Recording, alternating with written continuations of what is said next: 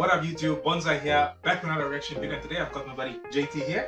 What's up? So yeah, today I'm gonna have JT react to The History of the Warhammer 40k by Trazyn the Infinite. So JT, tell everybody how you, or what's your knowledge level of Warhammer 40k?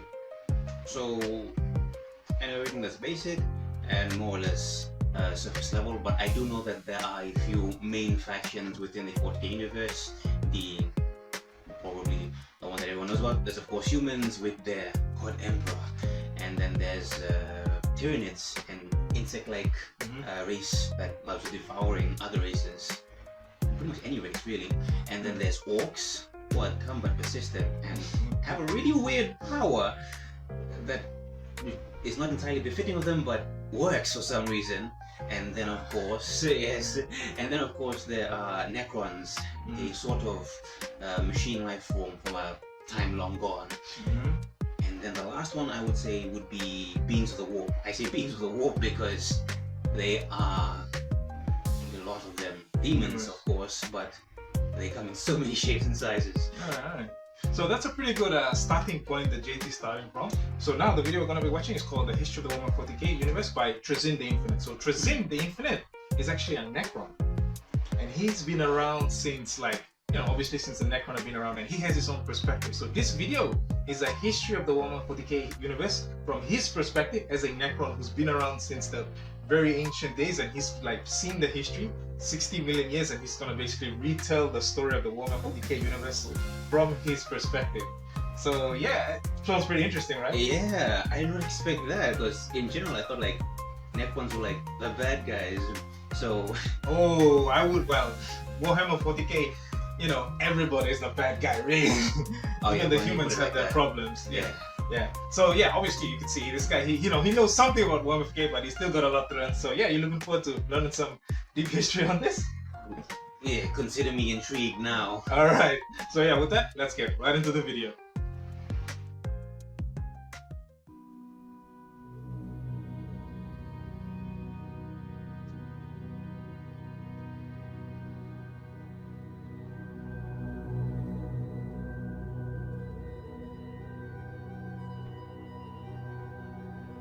My life's work, my museum, our gallery. Within these halls sits the galaxy's most comprehensive collection of artifacts in existence. I have spent my long years cataloging the entire culture of all the beings I could, from the dawn of time to the present day. Within these halls are libraries, containing the last known words of countless races who have been cast to the harsh, uncaring winds of time. Truth be told, there are more galleries in my museum than a mortal could wish to visit in several lifetimes. Each hall is dedicated to a great empire and their achievements, but also their faults and inevitable demise. The history of the universe is filled with such empires, their names forever carved on the steel of time. There are others who accomplished little with their gift of life, their existences being short, painful, blighted tales. The tales of history are only reserved for those who earn the right to write them. I will show the halls of my library to guide you on the story of all of time. As we start from the dawn of all existence. Here we go, Big Bang. It's pretty epic type video too. Feel free to say whatever you feel as what's going on here. It's a reaction video. Oh, no. Your comments are perfectly fine. We're happy to go. Density, temperature, a singularity, initiating the expansion, primordial gas and cosmic dust sent into eternity to become everything we know or ever will.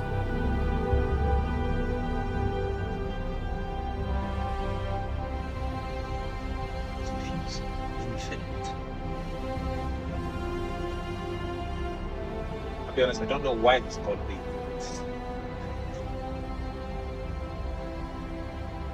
Gravity is the key to it all. Gravity birthed the stars.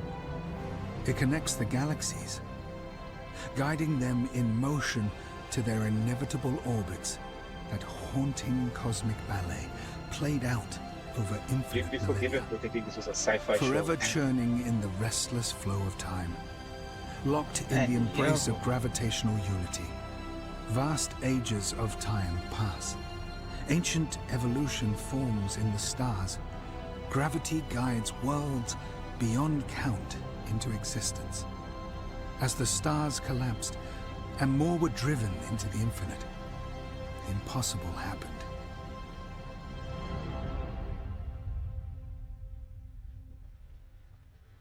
The first true life in the universe emerged, victorious, in an arms race of evolutionary barbarism.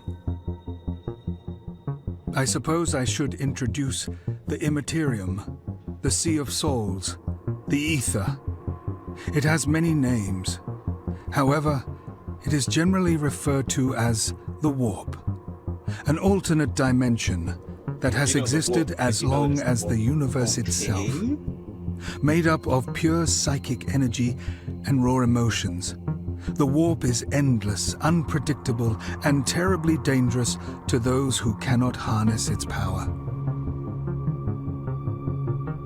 The first conscious life was the star vampires, self-aware entities that appeared in the void between nowhere and nothing, beings of great power that consumed the energies of stars, feeding on the life force of the planets themselves.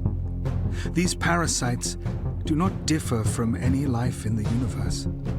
All life desires the same outcome: energy consumption and safety for their offspring. They would, with time, be known as the Catan. The cursed reptilian Old Ones scraped their primal forms onto the shores of worlds, long dead before even we Necrons evolved to stand upright. The first true sentient beings to cross the vast reaches of the galaxy. They were the first to climb the long trail of evolution and self-awareness. Their ceaseless advances placed them at the top of the pyramid in this galaxy. They traveled through the stars like dust travels on the breeze, and even built what younger races would call the Webway. Through the Webway, the Old Ones seeded life on hundreds of worlds. In their wake, they birthed countless untold species and cultures.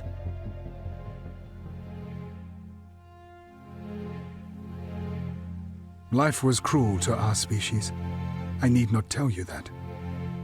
Evolving upon a cursed world, falling victim to the scorching heat of our nearest star, withering our bodies and lives. Our suffering evolved our culture and history. We built our empire despite the struggle and endless pain. We were worthy of the gifts the stars had shown to the others. Our leaders met with the Old Ones. We begged for the cure to death, to show us the secrets of immortality. They refused us, refused our desire for life. And, in their ignorance, they doomed themselves. There was no choice for us. We waged war against the tyrants. Countless generations ground to powder beneath the heel of the greedy and the vicious. Even with our unified empire, even with the might of countless worlds and millions of genius warsmiths, the strength of our dynasties was not enough to defeat the Old Ones. The war was lost. The greatest defeat being that we were still cursed to weak, frail lives. The Old Ones banished us to the edges of the galaxy. They forced us into exile on our home world. It was then that the Catan came with their offer. The ancient beings of the cosmos had appeared. They came as gods, promising the gifts we desperately sought. We were all fools to believe them. After the agreements were signed, our people were put in chains and marched into the furnaces. As our flesh and blood was ripped from our bodies, we became the machine. We were betrayed. That's how they became. The Catan, That's how they were made. those traitorous sun-eating dogs, feasted on You the know them souls as of a machines. whole race, an entire culture. How tragic then that the ambassador for the Catan was named the Deceiver, but our translators misunderstood and believed its name was the Messenger. The God War, the breaking of the void, the war in heaven. 5 million years of hate and flame. The Old Ones were driven back by the combined force of the Catan and us, their steel slaves. Wherever we Necron tread, life fades like a distant spark in a cold night. The Old This is Ones, how I knew them to be. those fools, they grew desperate, creating the Eldar to help them in their losing war. A race of decadent, hedonistic artists to fight steel gods. Fools. They created the fierce Krok, a species that thrives on war and the desire for war. Little did they know of the plague they were creating. And on a small habitable world, it was said that they also seeded baseline primate life.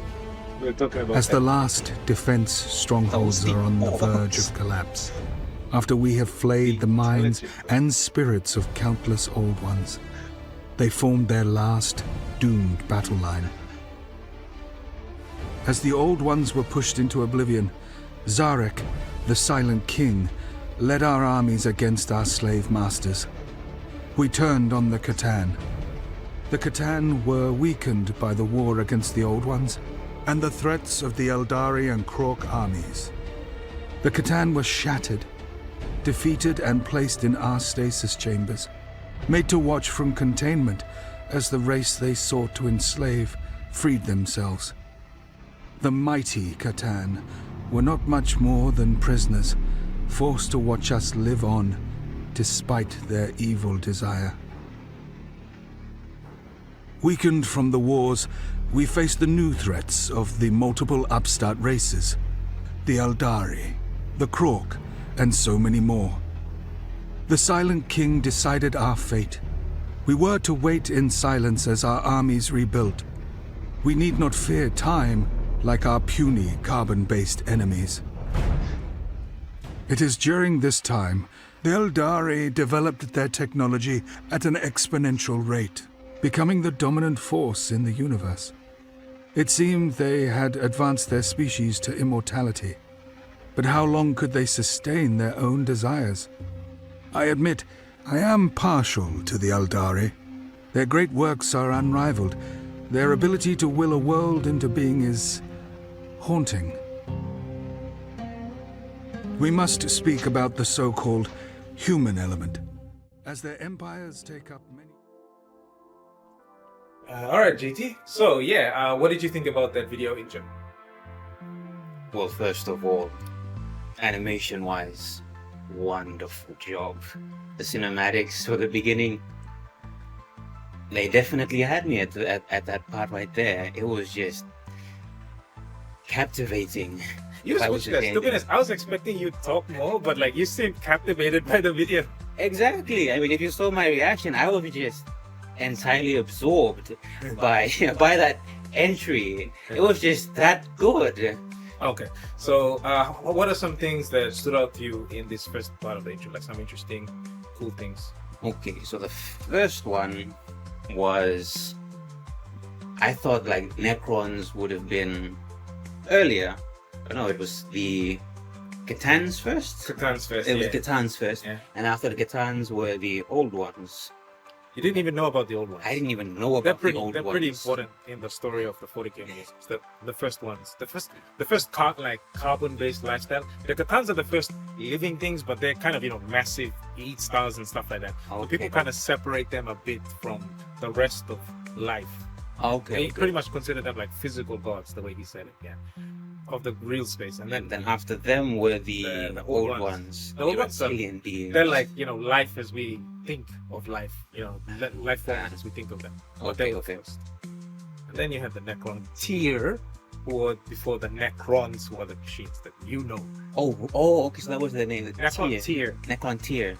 Okay, and then after the Catan, Catans betrayed them. tried to enslave them, they became enslaved also another tribe. They definitely enslaved Enslaved them. them. And then that's how they came to be what I knew them as As the Necrons, the Yes. Terminators, Terminator. Egyptian space Terminators. Yes, that as well. Egyptian. That They had the dynasty element to them. remember? exactly. And then that beard thing, I was like, wait a minute, I've seen that somewhere. Yeah, exactly. All right. So moving on from there, you had the Catan, the War in Heaven. And then the war in Oh, the heaven. war. We skipped ahead a bit. Let's talk about the warp. Yes. What did you understand about the warp based on that? Okay. So, oh yes, the warp. So, I always thought of the warp as just another dimension. I was like, I mean, yeah, it kind of is. yeah. And so like, that was basically it. But then when he said harness its power, I never thought of it as like a way to, as an energy source itself. Oh yeah. I mean, it's like Sea of. I think the favorite way that people think it's like the Sea of Souls. It's like a perfect area where the souls go, and maybe you can harness the souls for energy. I did not think of it that way. I just thought it was just like a pocket dimension for demons to hang out.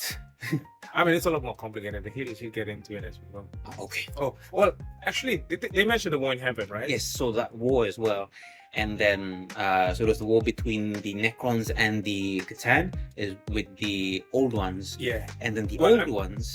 Yeah, yes. It was more like the Catan versus the old ones, and the Yes. Necrons are helping, and then the old ones also made. Yes, that bit right there. The what is it? Eldari? The Eldari. The Eldari and then the Krork. And I'll admit, that part kind of got me a bit excited. You knew about one bit of law you knew about that you told me about was that the orcs used to be intelligent, so you weren't sure how that I wasn't entirely sure how that entirely worked. Why? People would say that, but actually that's the reason why. When they were Yes. first created, they were created as intelligent war machines. Like they're still foot soldiers technically, Yes, but yes. intelligent foot soldiers. And they look like a whole lot more badass. Yeah, exactly. Like standing upright with the mechanical technology arms. Very different from what you probably see them. Yes, as we see them like now, I can more or less deduce Krork to Orc, but Yeah. Yeah. Okay, so one thing I gotta ask you on. So the Eldari are also another famous race in the Warhammer 40K universe. You didn't even mention them the first time. They're basically like space elves. Did you know about them prior to this? I'll be honest, I did not. Wow. I only knew about, as I said, the factions that I mentioned. Those were the ones that I knew about. The Eldari, They're one of the main favorite ones. I was surprised when you didn't mention them. yeah, So, been there since the very beginning. learning new stuff. There you go. And yeah, they're a fan favorite because, you know, like elves, people like elves. Nice. And there's the appeal, the allure of elves. A lot of people like that. So yeah. And now it's in space. Exactly. Space elves. So yeah. All right. Other than that, any other thing about that first third stood out to you? Well, the one thing that I think kind of confused me a bit is, where is he? In other words, Trazyn in all this. I didn't see him once in the in the beginning. Oh, you wanted to hear him talk about where he was specifically? Yes, like He's there. He's with one of the original Warhammers. He was there. He got betrayed by the Catan, turned into what he is. So he's right there. But he's keeping his he's trying to tell the story from a grander scale, okay. not be too personal. Obviously, he's partial to his own species. You could tell by the language that he used. Yes, and stuff. yes. The music went all sad and everything when they were talking about the Catan. So he's obviously partial to his own species and biased towards them. But he's still trying to maintain some level of telling the story as it was. Okay. So I love the way they did it. Like they told you how a historian would tell the story. Like historians will try to be as holistic as much as possible. There'll still be some bias regardless. Yes, You can yes. still kind of see that. All right. So would that be it? You ready to get into the next half of it? Let's continue. Let's continue. Yeah, as you can see, the humans are finally coming into the story. Yeah. now. So we'll get into it from there and we'll go. So yeah, Let's go, eh? Okay. We must speak about the so-called human element, as their empires take up many halls of my museum. Though sometimes unhinged and unpredictable, they are interesting and present true promise for us. We will cover much of their history, difficult as it is with the conflicting dates set by the Imperium itself. But no matter, we will account their records from our own sources. Imperial records will be our guide, or should I say, those Imperial records which I have procured will be our guide. I always found them to be of great amusement. They had begun on a small class 54415 planet, on the edge of the galactic arm of the Milky Way. They had first crawled from the primordial ooze as advanced water-based life. To think that glorified fish now wrap the galaxy in an iron fist is enough to burn my central processors to solder. However, as we slept, these fish people became baseline primates, Class 4 beings. For much of their early existence, the primitives accomplished little. It was their use of tools that separated them from the other animals of creation. From the first moment a cave-dwelling savage struck a porcine variant with a rock, it was all over. Slowly, they invented pottery and the bringer of security. Weird hearing that is another fire. species talk about us. It was then that the warp entities had emerged from the I mean, void. The first knowledge They have the of same material. type of The damage from evolution our as wars against ours, gods so had ripped wounds it's in the so universe. cool. From these wounds came the apparent gods, extremely powerful creatures that bask in the souls of the dead, growing ever in power. The mortals referred to the beings as the Chaos Gods. They were named Khorne, Tzinch, and Nurgle. What are three more pathetic void beings against the might of this galaxy? We have killed greater beings before. We may have to do so again. It is at this point that the Aldari learned the secrets Here we of the go again, webway the webway. and continued their dominance of the stars. The Imperial myth concerning the birth of their God Emperor is as follows. Here we go, God Emperor. Seeing the inevitable fate of humanity to be consumed by the Chaos Gods, a group of humanist shamans banded together to stop this future. They had devised a plan to save their species from the thirsting gods committing ritualized mass self-annihilation. As the shamans died and their souls entered the warp, the power of the souls overwhelmed the beings that inhabited that dead void. The soul of their soon-to-be emperor was birthed and made manifest in his physical form. So is he human? I must add here, this is perhaps one of my favorite twists of fate in all of history. Deep within a black stone complex, which crashed on Mars before the rise of humanity, is the Noctis Labyrinth. Within walls built 65 million years ago by us, lies the ancient Void Dragon. Imperial myth tells us that it is believed that the Emperor conquered this dragon on Terra. After this defeat, it was imprisoned beneath Mars for all time. Little do they know, those red-robed clicking iron princes, that their void dragon is a Catan let loose by corrupted slumber codes. I wonder how they would react to the news that its real name is the Eater of Knowledge. Okay, that's a twist. The humans began their empire on Terra. Their grasp of technology is slow. They spend much of their time throwing sharpened tree pieces at each other. Terra had a multitude of cultures, each one's god more important than the other. It was during this time that the Chaos Gods had fully awakened. With the abundance of new souls, the Chaos Gods had grown stronger. One human myth is that these events in their early years manifested the gods. Khorne was born in the charnel pits of millions of dead humans. Nurgle vomited into the universe in the wake of the vast catalogue of their illnesses. And Tzinch during the artistic awakening periods of each unique Terran culture. How arrogant to think that the universe would notice their tiny conflicts. Humans had conquered their homeworld. They had experimented with the possibilities of travel through the Immaterium, still unsure of how to harness its power for space travel. They had developed primitive spacefaring capabilities and set off to terraform their solar system. They have always been amusing creatures, thinking themselves masters of the cosmos, even back when fire was their most advanced achievement.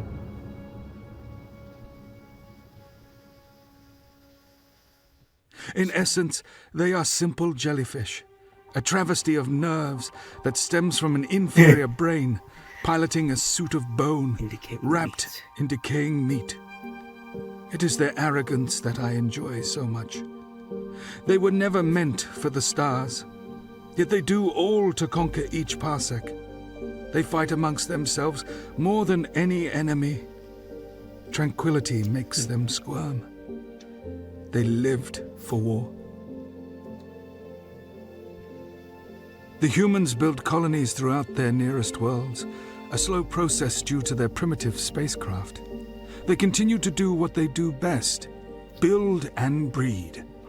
Worlds are terraformed and colonized. Harsh truth. Sublight travel was their archaic way of colonization, each colony drifting farther from the home world of Terra.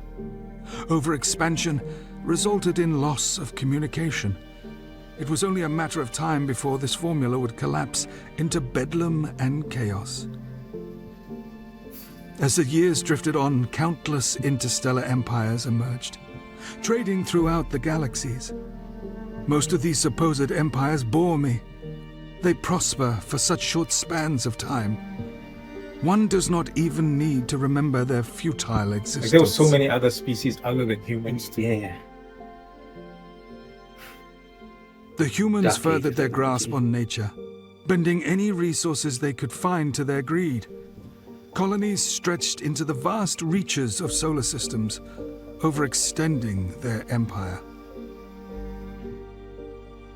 The myths of the Emperor continue to grow. It is said the Emperor arrived on Molech and found a portal into the Immaterium. A deal was made with the Chaos Gods for the gift of knowledge of warpcraft, allowing the Emperor to create the Primarchs. I've heard that before. The Eldar Empire had grown into the most advanced civilization in the universe. They had achieved the apex of technology, creating their own desires from will alone. Lesser races proved no threat to their domination of the stars. The human gene saw an evolutionary jump. There were sudden appearances of psychers, as they call them, cursed individuals who can draw power from the Immaterium. Humans who developed the navigator gene allowed the first human navigators to make the passage through the warp. The great navigator bloodlines controlled warp travel. The humans continued to explore and colonize all that they found. Treaties were signed with dozens of Xeno races. It was truly a golden age for humanity. Technology often gets the better of the primitive species that craft it. The promises of comfort and ease of existence has led to the downfall of dozens of species. It was then that man's greatest creations, their slaves, turned on their masters in force. The cybernetic revolt, as it was once called, started So with the basically men of Terminator. iron. Again. Anarchy ripped throughout all of humanity. The golden age of humanity ended in brutality. Who knows how many billions lost their lives, or what technology was destroyed in the process. Across the stars, another empire fell to time. The Eldar had enjoyed their moment of success. Technology was not their downfall. Their own desires tore them apart. Sheer physical impulses and depravity broke them. Their yearning for lust and pleasure cursed their kind. The being that spawned from their depravity forever changed the course of the stars. It was then that the being known as Slanesh came to be. The Eye of Terror that came to be from the creation of Slaanesh obliterated almost all of the Eldar. She who thirsts, as some have called Slaanesh, feasted on billions of Eldari souls. Some of the Eldari foresaw the dark future and left their homeworlds behind. The craft worlds were all that was left of them now. Vast, floating cities that are slowly fading away. As a fan of theatrical renditions of historical events, I find the performances from this era to be especially entertaining. The humans had peaked in their scientific advances. The historical blueprints, or as they are more commonly known, the standard template constructs, became the database of all human technology. Humanity was plagued with warp storms that appeared throughout the far reaches of the galaxy. Warp travel was impossible, and the colonies began to erode. This is a difficult time for my collection. Almost all the important artifacts had been stolen by that damned Mechanicus. Ugh, if only I were awake during this time. The humans are easy candidates for the corruptive powers that inhabit the warp. Through the warp storms, psychic energy flowed into space. The weaker of humanity's psychers suffered from demonic possession. The human race tore itself apart.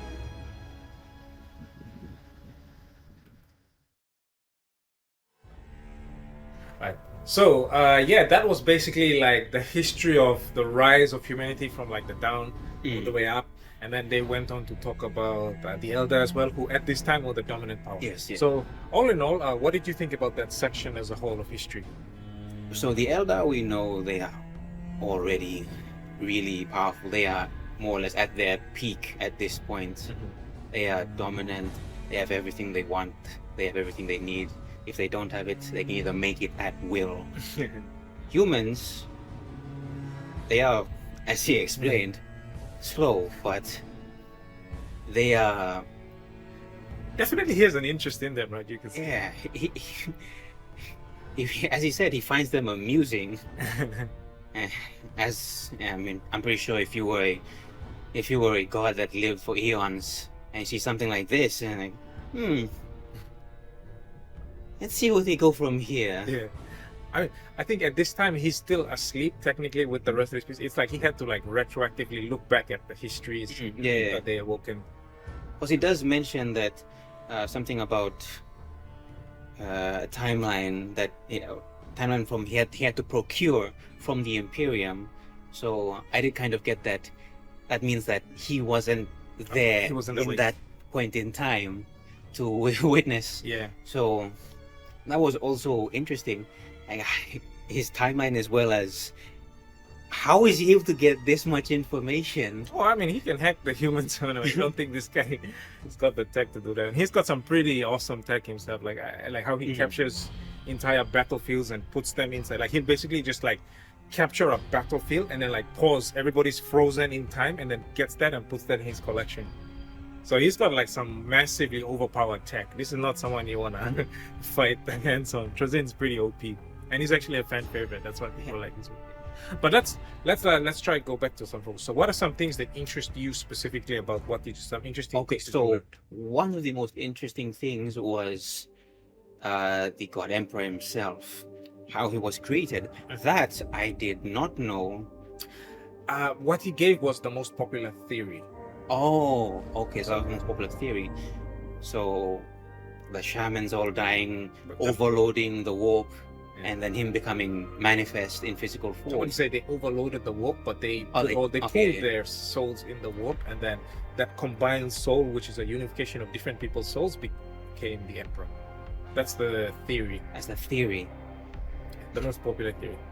Okay. So there's that. Okay, and what else interests you in that whole section? The Eldari, in other words, the possible fall of the Eldari. Yeah, what do you understand about that? So, in essence, they more or less, to me, what I'm thinking is like, they more or less acted like humans. They grew into their power. And then from there, they each had what they own wanted as well, and then that conflicted.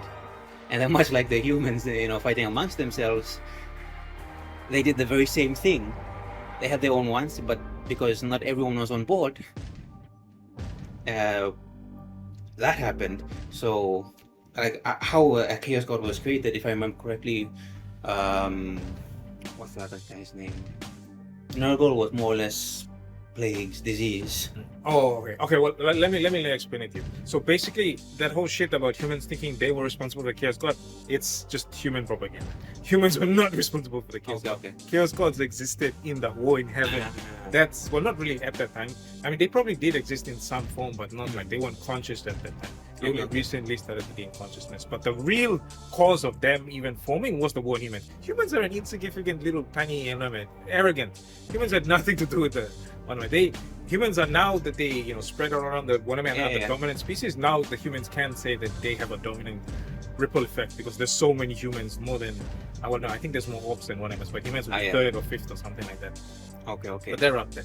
But the thing is, most of the Chaos Gods and Warhammer, the only in this particular part, the thing that was significant is Slanesh, which had to do with the Eldari. So basically, what happened was the Eldari became so powerful, so Warhammer, that they became decadent, and they used to like have orgies and cut each other off just to feel something because their life is so perfect. So when people have everything they need, they indulge in all of these drugs and sex and all of this shit, and then they lose their minds more or less. So when you have that species-wise, you're feeding emotions into the warp, and then those emotions feed a certain Chaos God, which over time consumed all of the Eldari. And the Eldari, like I said, were the dominant species at the time, the most populous. And I don't know the most populous, but up there, right?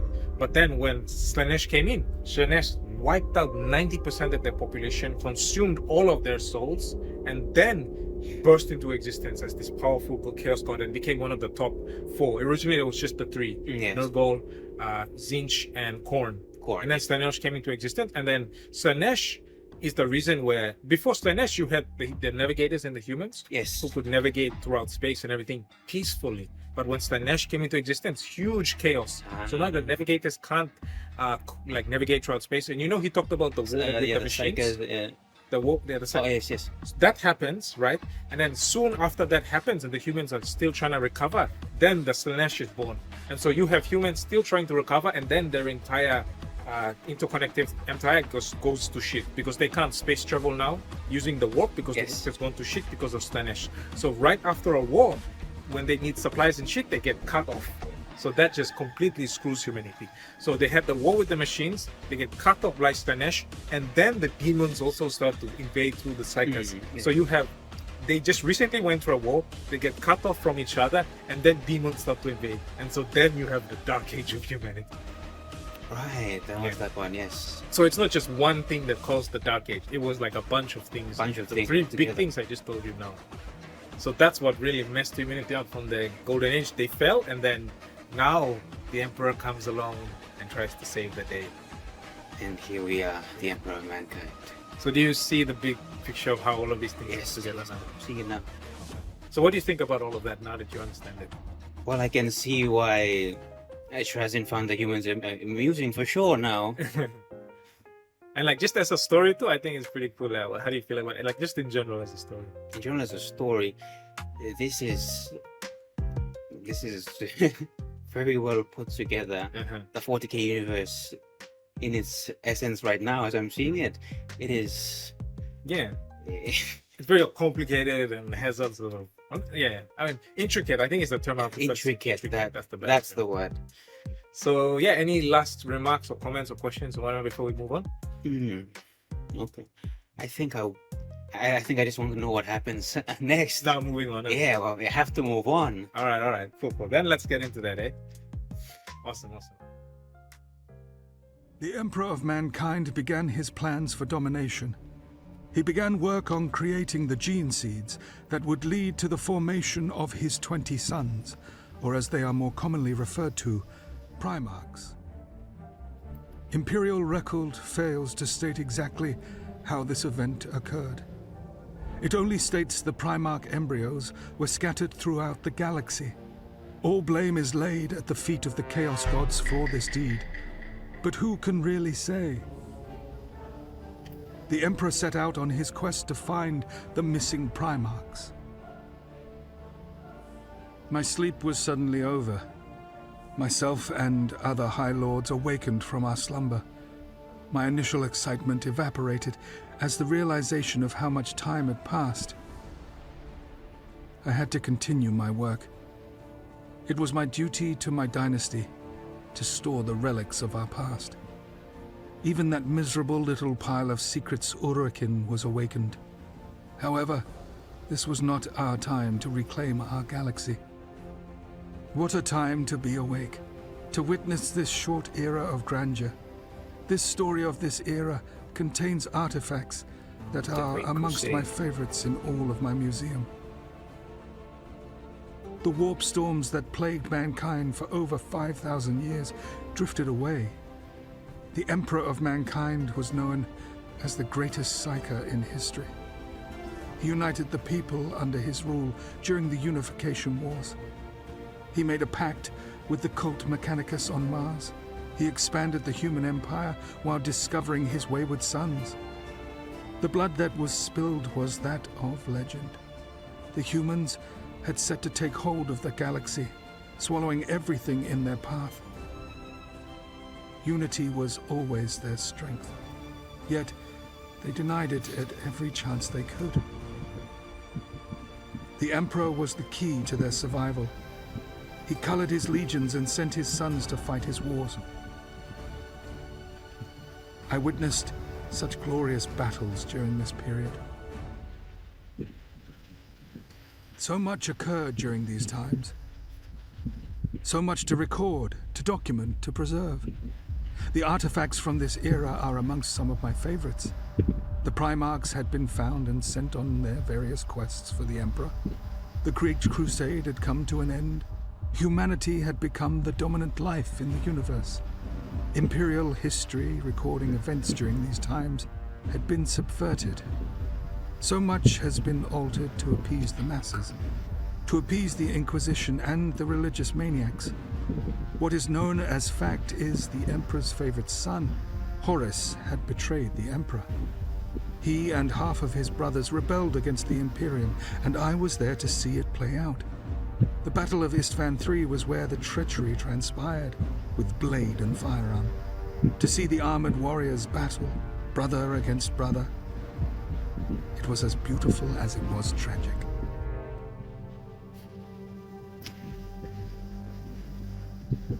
I remember being impressed by the humans. My theory of their hatred of peace was proven once again. How they loved to fight. The eternal war had begun.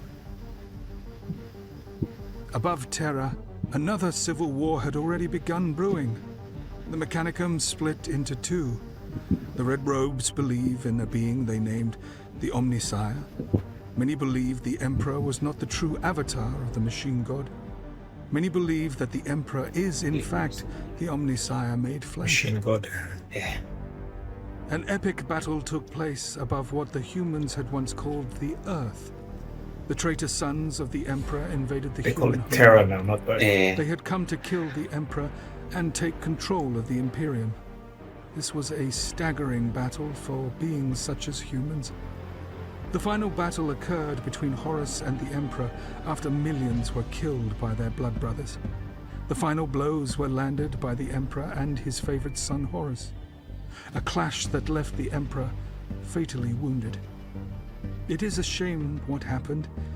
The Emperor slew Horus, who, in fairness, had it coming. Much to my annoyance, those loyal to Horus managed to steal his remains away. How I wished to have Horus's armor in my collection. Ever the museum collapsed. I have spent many centuries harvesting rumors of the remains of the arch-traitor. The fatally wounded Emperor was interred in the Golden Throne, a technological marvel from humanity's old world. Technology the Mechanicus hardly understood. This was the end of the human reign of superiority. It had come to a glorious finale. The fact that I'm reasonably confident that the Golden Throne is our technology is not important. The times following the Horus heresy were boring in comparison. Humans fell back once again into predictability. It was black or white from then on. The Loyalists gradually reclaimed the Imperium, pushing the traitor forces that aligned with the Chaos Gods back into the warp.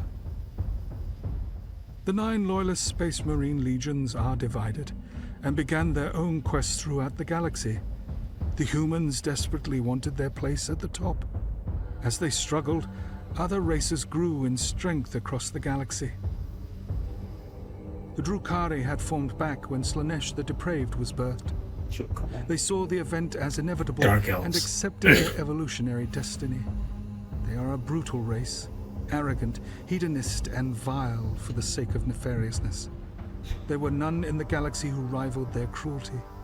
A slave in the city of Komorra named Vect swore to be the ruler of the Dark City. He was ambitious and founded his own group known as the Cult of the Black Heart. With a devious plan, he betrayed the leaders of Komorra and had the humans kill his enemies.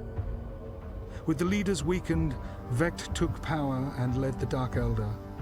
What he led them towards is unknown. These beasts created nothing, they offered nothing. They reveled in suffering just as the Catan did. They are beneath our regard, but have earned our disgust. Okay, earned Orcs our attempted disgust. to claim their position at the top of the evolutionary chain. The ancient race had swelled in numbers over the millennia. An Orc war boss known as the Beast built an impressive army that rampaged the universe. It was during this time that the Greenskins became a threat to all. I find them to be similar in some ways to the humans, warring against each other, obsessed with power, obsessed with what both races call loot. Loot. What a crude word. Both believe their technology to be superior to all. Another life form that idolizes the spirit of war, the Astartes, were able to stop the Green Wave, at great costs, however. A new species emerged from the dust of the cosmos. The flesh robotics first discovered the Tau on a distant world. The Adeptus Mechanicus ship, Land's vision, found the primitive species. The blue creatures were simple in nature, having only learned to use simple tools Those are and not fire. actually Tau. Those Simple are creatures that were of no threat, but still, their elimination was ordered as they were to be destroyed for the good of the Imperium. Before the planet could be annihilated, it was surrounded by a violent warp storm.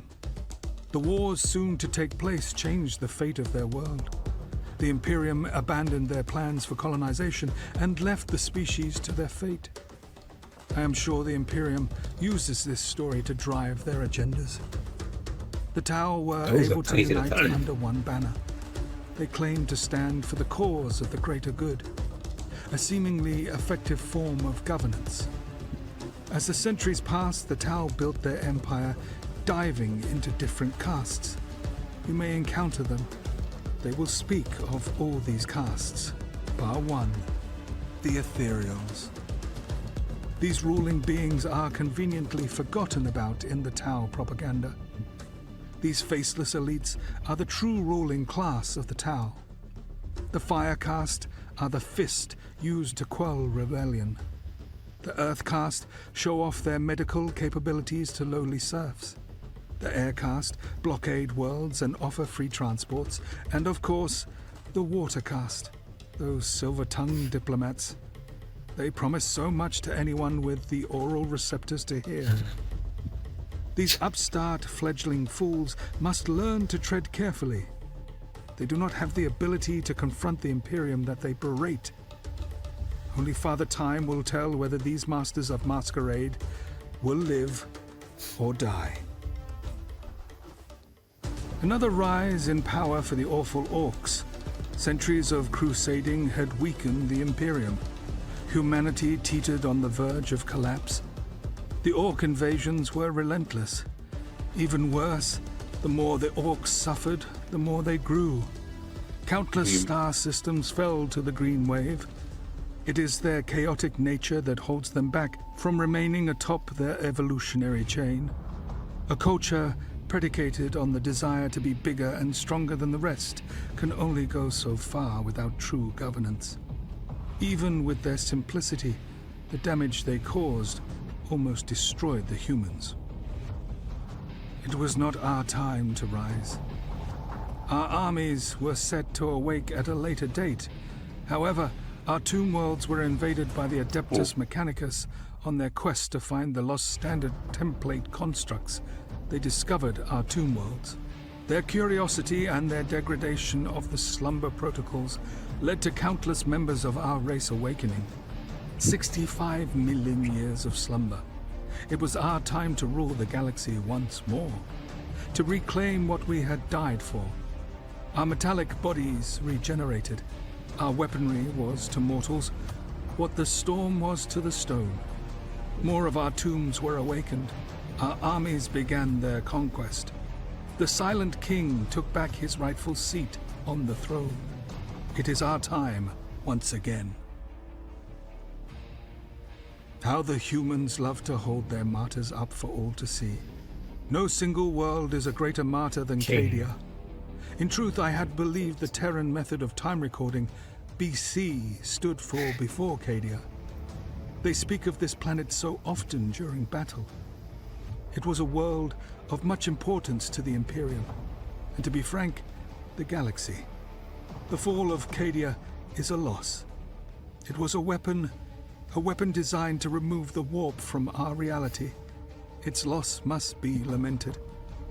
During the 13th Black Crusade, the War Master of Chaos, Abaddon the Despoiler, launched a massive assault against the Loyalists. A unfathomable war broke out, and the planet was eventually destroyed. It was a significant loss for the Imperium, losing such a beautiful world to their own traitorous kind. One of the greater threats faced by the mortal races of the galaxy are the beings we labeled the Great Devourers, the Tyranids.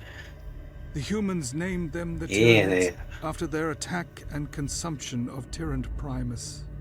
Revolting insectoid creatures that swarm world after world, consuming everything that stands in their path.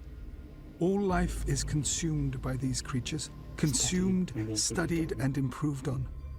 Though they appear as mindless animals, they are sublimely clever beings. They have demonstrable hierarchies. They adapt and evolve in the moment to conquer any situation.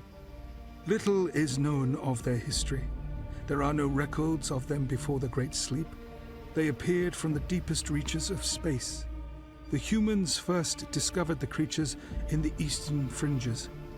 Rumor has been said that they were first seen by the Inquisition as far back as the 35th millennium.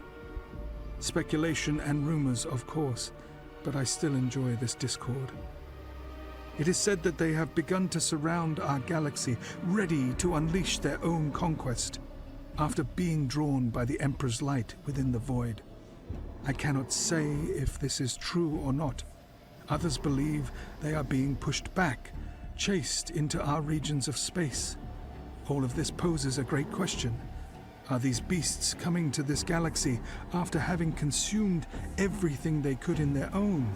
Or, and this is not the ideal case, are they running from something greater? If they continue their rude interruption that of second the drama option, that's a is no-no. the galaxy's unfolding history, I may have to add a new section to the gallery. Perhaps I will name it A Brief History of the Tyranid Species.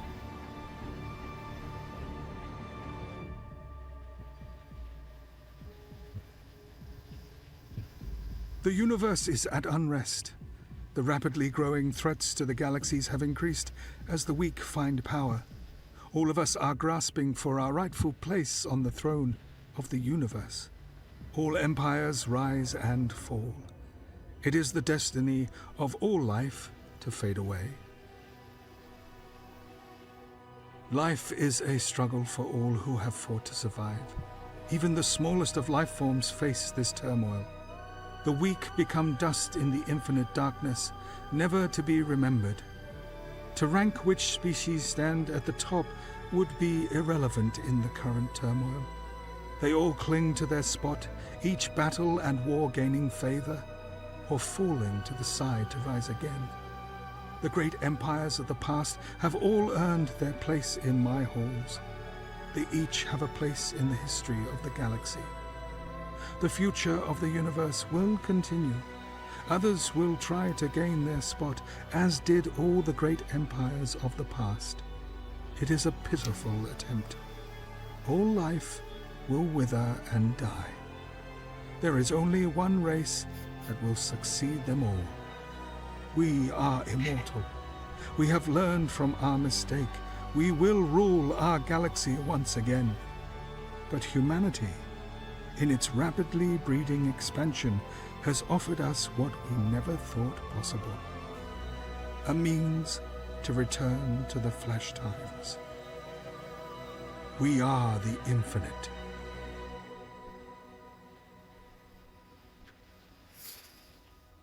Finishing. Whoa. Alright. Words, yeah, that's the guy who made it.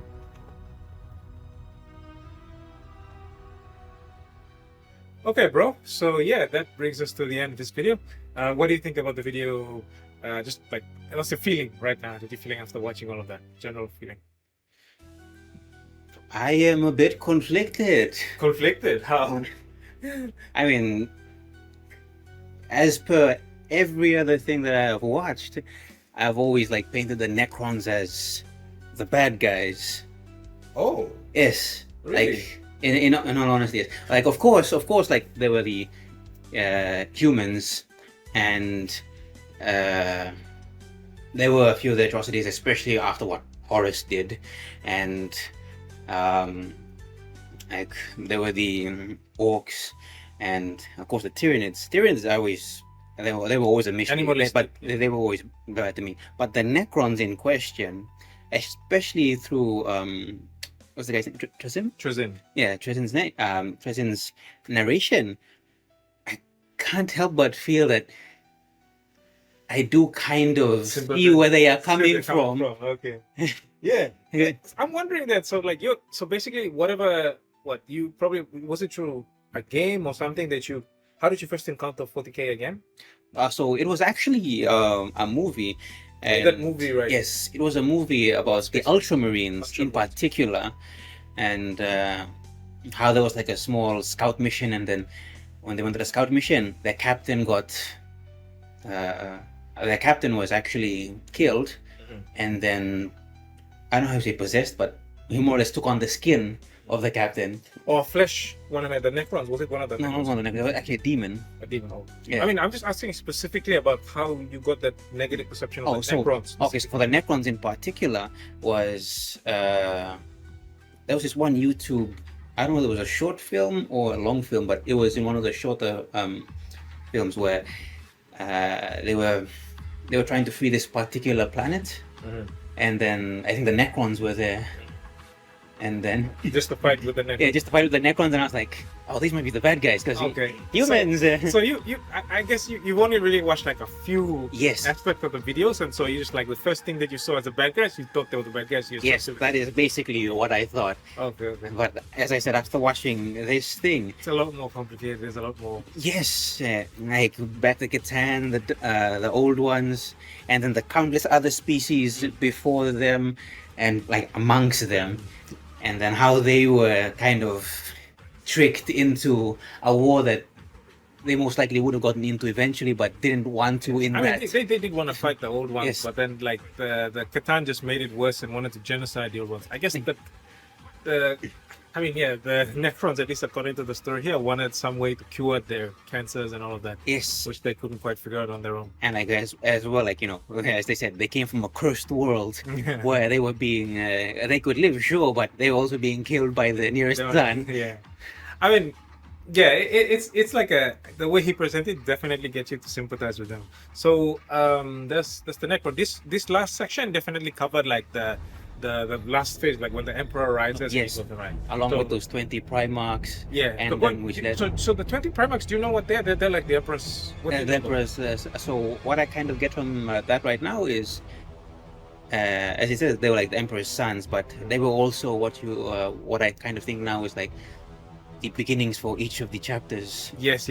So he used them as a template, and he got Janes to put into the template to each Astartes. So in a way, the Astartes are kind of like the Emperor's grandsons, Ah, okay. So because okay. it's like they get the gene seed from the Primarch, who is like a son of the Emperor. So that's like the direct line. So that's why there's kind of like this holier than thou type thought that's put onto the Astartes by the humans and the Astartes themselves. But then you have the Salamanders who you like, Yes, who don't consider Salamanders. that because they have the good at the they're like very good natured and stuff, so they don't consider themselves above humans and stuff like that. Even though the other chapters they have that one, but they have it because of this the direct genetic line, so to speak. Yeah. So what did you think about the Great Crusade and all of that, the Emperor's story, how he came to oppose Horus and all of that, based on this video? Well, that's one thing I make. The God Emperor, damn, he is one powerful being. Like, as they said, he also became one of the greatest psychers. As a psyker, and then with gods like Slanesh and all these people, like, if there had been a moment of weakness for him and he would have been possessed. Oh, yeah. Yeah, that would be horrible. That would be That would be terrifying. terrifying, yeah, honestly. And The then, worst outcome. and then, mind you, the seeds as well were also scattered by said chaos gods. Yeah, that's interesting how the Chaos Gods got their hands on the kids and then nuked them. There's a lot of theories around how that actually happened. I'm not going to speculate, but there's some theories about that. So like just that, and then the fact that he's able to find his kids again, Yeah. and then from there conquer even more Yeah. from that. I think it was like 3798, and then to what we know as like the 40k. Yeah. It was just Yeah, I mean, all that impressive. happens in the 30k. I think the Horus Heresy happens in in the 30k. 30k. Yeah, so the Crusade, Horus Rebellion, that was all in the 30k. It all happened within like a 200-year period. I think, Yeah. like that massive chunk of. And the most books in 40k are written, funnily enough, about the Horus Heresy. Not so much about 40k, but about About what happened Horus Heresy. before. Yeah.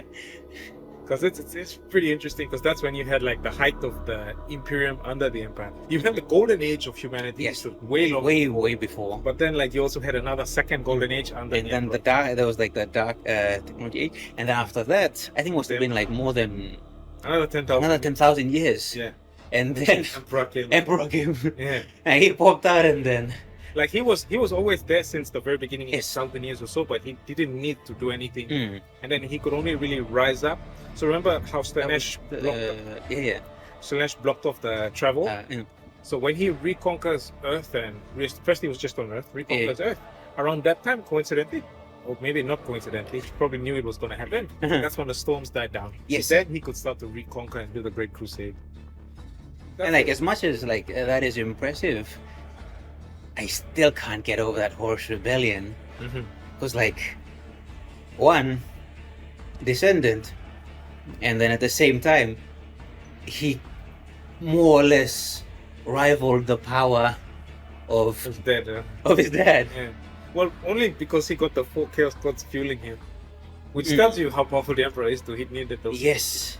So even with him and the 4 Chaos Gods behind one of his kids, he was only able to just put him in the state that we know him in now.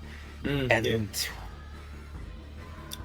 And he has to be, I don't know if it was mentioned in the video, but he has to be fed 1,000 souls every day in order to sustain himself. I did not. I don't think that He was wasn't there, in but the- yeah. Well, that's one of the tidbit about the Emperor. In order to sustain him, the current population of humanity is in the trillions.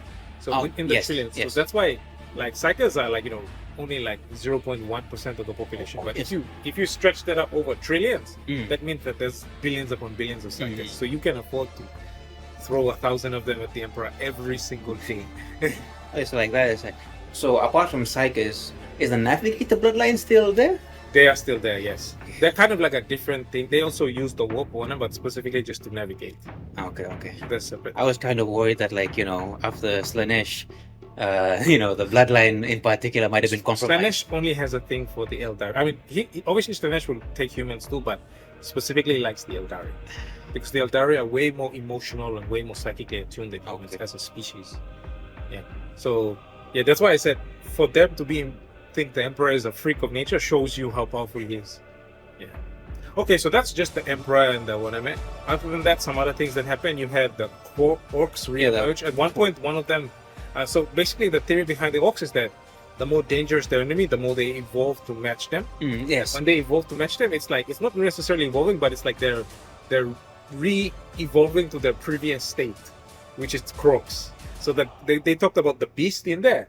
Yes. The beast was more or less an orc that started to take on more croc-like features. Ah, okay. So that's why they were okay. like, I think in one of the books, I didn't read it, but like, I spoke on the wiki, it was like when the humans encountered these new advanced one-man orcs, it's like they actually spoke fluent English and they like wanted to negotiate, which was something that the orcs You would rarely never, ever, yeah. pretty much never do. There's like a few very specific orcs that will negotiate with humans, but the vast majority never will. But this guy, he wasn't just like a normal orc. He spoke eloquently and stuff, and so humans realized, oh, something's up. And then it was one of the Primarchs who had to fight and eventually like defeat the beast. And then when the beast was down, the rest of the orcs went sort of like slowly started being defeated again. I don't know the full story, but yeah. It was in funny enough, it was the leader of the Salamanders who ended up being the one, and he. Out of all the Primarchs, he has a unique ability where he's the only one that's literally can't die. Even if you completely destroy him, he'll somehow come back to life. Okay. Yeah. Anyway, that's you'll have to look into it. The Salamanders are pretty interesting. I think you could probably research them. But like so like the two in particular. So that apart from that, the other one that Trazyn brought up that kind of. Interested me as well was the part to do with the Tyranids. Yeah. Whether they had more or less devoured wherever they came from, and they came, or that they were running from something. And that kind of terrified me as well. So tell me about your perception of the Tyranids. Like, what do you know about them? How do you feel about them? Well, so Tyranids, basically, are more or less. I'm somewhere in between neutral and don't like, because as a life form, they are impressive. That much I can say. They are impressive. They can absorb almost anything and then assimilate it to what they need. They evolve really fast. Yes, they evolve really fast. And then it's that particular trait that they have that when put up against my favorite race, which is orcs. Yes, I know.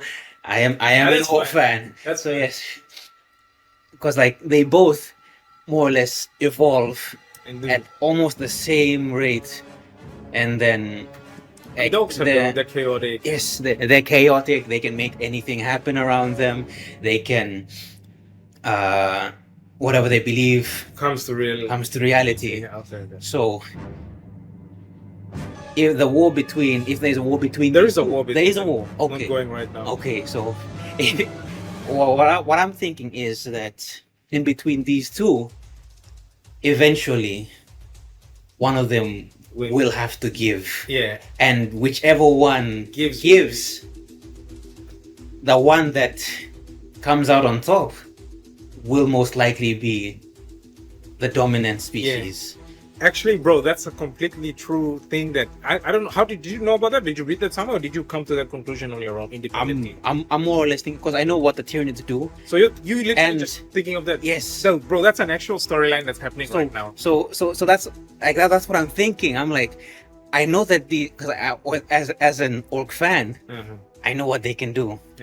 But this one particular croc lore I didn't really know about, and the one where you said that they evolve back to where I didn't entirely know, but I know what they can do, how they evolve and all that kind of stuff, and I also know a bit of what the Tyranids do. So I was just thinking, if these two fight, it's like it's almost in the sense where an unstoppable force meets an immovable object. So eventually, when one of them give, whoever comes out on top will be a power to reckon with. Yeah, bro, that's actually an actual story that's happening right now in the environment. I'm not sure who people are. Some people are saying that Tyranids going to win, some people say that orcs going to win. I don't know what the outcome was. I haven't really updated myself on the current state of it. But yeah, I guess maybe we will find out. So comment section will let us know how that was going. Please, go works. I know, of course, but call me biased. No, that's fine. Everybody has their team, whatever. I partial myself to one of the Chaos Gods. Go. Okay, yeah. I like him. But anyway, that's just me. Okay, I think so. That's that. And then, is there anything else from the video that you wanna say interested you? I think that was Just it. yeah, that was it. All right. So yeah, last thing in general, does this increase your interest in the 40K universe? Do you think you do more I am definitely research into it? researching more into it now. Okay. And it was cool learning about the Cork side of the orcs. Yes, which you didn't know. the Cork side of the orcs. When I saw them, I don't know if it was on the video, but there was a slight reaction. I was like, Yeah, I saw your reaction on the side. Yeah. All right, bro, that's cool. Thank you very much for doing this. I think with that we're gonna end this video. So yeah, thanks guys for watching. This is BonzEye and JT signing out, and yeah, I'll sketch you in some of the other videos. Bro. oh yeah, for sure, Brody. Anytime. Awesome. All right, guys. See you later.